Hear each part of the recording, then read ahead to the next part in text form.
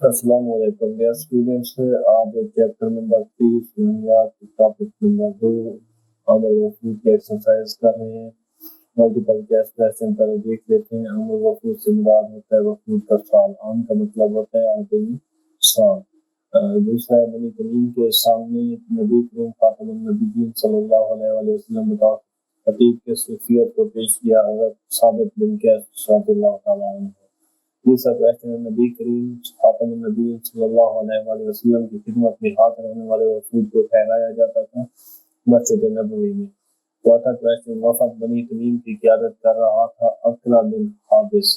اور پانچواں کویسچن ہے وفد عبدالقیس کے سردار اچھا جی کی دو نمایاں خوبیاں تھیں، عالم اور وقار، یہ اس کی دو نمایاں خصوصیات۔ تھرڈ کویسچن نبی کریم نے عمل وفود میں مہمانوں کے ساتھ کس طرح عزت اور اکرام کا معاملہ فرمایا، وضاحت کریں۔ نبی اکرم تمام وفود کے ساتھ حسن سلوک اور شفقت سے پیش آتے۔ نبی کریم صلی اللہ علیہ وسلم کی طرف سے ان وفود کو مسجد نبوی میں ٹھہرایا جاتا، ان کے استقبال اور قیام و طعام کا انتظام کیا جاتا۔ سوال نمبر 2 ہے وفود کی آمد سے جزیرۃ العرب میں اسلام کے پھیلاؤ میں کیا کردار ادا کیا اور اس کا کیا نتیجہ برآمد ہوا۔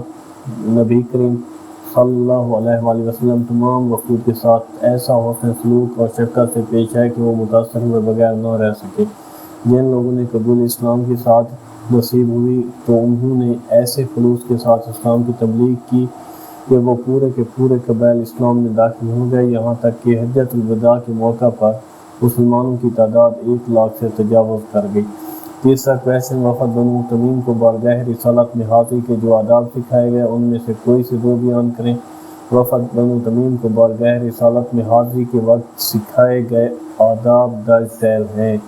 نمبر 1 اپنی آوازوں کو نبی اکرم کی آواز سے بلند نہ کرو۔ نمبر 2 نبی اکرم صلی اللہ علیہ وسلم کو یوں نہ پکارو جیسے آپس میں ایک دوسرے کو پکارتے ہو۔